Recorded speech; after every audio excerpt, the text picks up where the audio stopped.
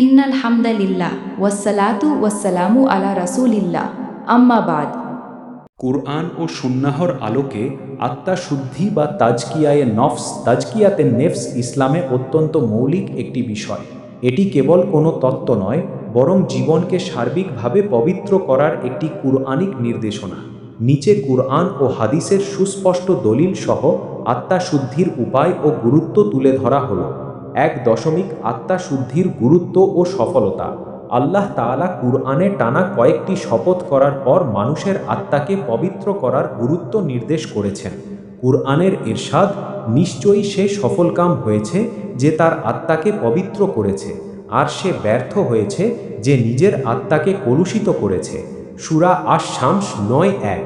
আল্লাহ রাব্বুল আলামিন আরও ইরশাদ করেন যে কিয়ামতের দিন ধন সম্পদ বা সন্তান সন্ততি কোনো কাজে আসবে না। কেবল পবিত্র হৃদয় নিয়ে যারা আল্লাহর দরবারে আসবে তারাই সফল হবে। কুরআনের ইরশাদ, যেদিন ধন সম্পদ ও সন্তান সন্ততি কোনো উপকারে আসবে না, তবে যে ব্যক্তি আল্লাহর কাছে কলবে সালিম, পবিত্র ও নিষ্কলুষ অন্তর নিয়ে আসবে সেই মুক্তি পাবে। সূরা আশ-শুআরা 88 বা 98। 2. পাপ ছেড়ে দেওয়া ও তাওবাহ করা। গুনাহ বা পাপ করলে মানুষের অন্তরে দাগ পড়ে। খাঁটি তাওবাহর মাধ্যমে সেই দাগ মুছে যায়। রাসূলুল্লাহ সাল্লাল্লাহু আলাইহি ওয়াসাল্লাম বলেছেন, বান্দা যখন একটি গুনাহ করে তখন তার অন্তরে একটি কালো দাগ পড়ে, কিন্তু সে যদি গুনাহ ত্যাগ করে, ক্ষমা প্রার্থনা করে এবং তাওবাহ করে, তবে তার অন্তর আবার পরিষ্কার ও উজ্জ্বল হয়ে যায়। আর সে যদি গুনাহ বাড়াতে থাকে, তবে অন্তরের সেই কালো দাগও বাড়তে থাকে। জামে আত-তিরমিজি 3334। নিয়মিত আল্লাহর জিকির ও স্মরণ অন্তরের মরিচা ও অস্থিরতা দূর করার সবচেয়ে কার্যকর উপায় হল আল্লাহর জিকির। কুরআনের ইরশাদ, যারা ঈমান আনে এবং আল্লাহর জিকিরে যাদের অন্তর প্রশান্ত হয়। জেনে রেখো, আল্লাহর জিকির দ্বারাই অন্তরসমূহ প্রশান্ত লাভ করে। সূরা আর-রাদ 38। 4.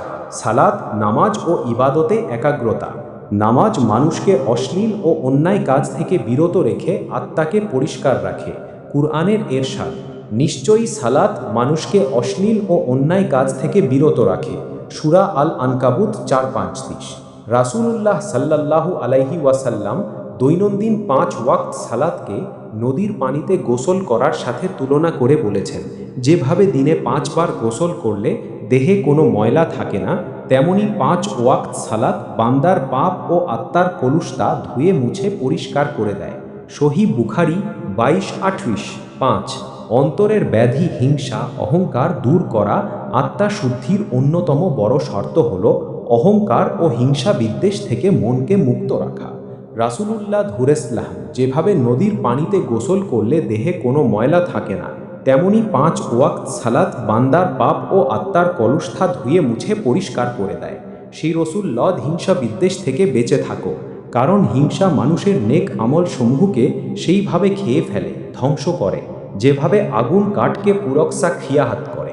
তবে তাই তো মাথরা করে না, যার অন্তরে অনুপরিমাণ অহংকার থাকবে সে জান্নাতে প্রবেশ করতে পারবে না। সহিহ মুসলিম 9 কারণ। 6. নফসের প্রবৃত্তি দমন, মুজাহাদা। কুপ্রবৃত্তির তাড়না জয় করাই হল আত্মা শুদ্ধির আসল পরীক্ষা। কুরআনের ইরশাদ, আর যে ব্যক্তি তার রবের সামনে দাঁড়ানোকে ভয় করেছে এবং প্রবৃত্তি থেকে নিজেকে বিরত রেখেছে, জান্নাতই হবে তার চূড়ান্ত আবাস। সূরা আন-নাজিয়াত 4:9-2। আত্মা শুদ্ধির জন্য রাসূলুল্লাহ সাল্লামের শেখানো দোয়া হাদিসে বর্ণিত হয়েছে। আল্লাহর রাসূল সাল্লাল্লাহু আলাইহি ওয়াসাল্লাম নিজেও অন্তরের পবিত্রতার জন্য আল্লাহর কাছে আকুল আবেদন জানাতেন।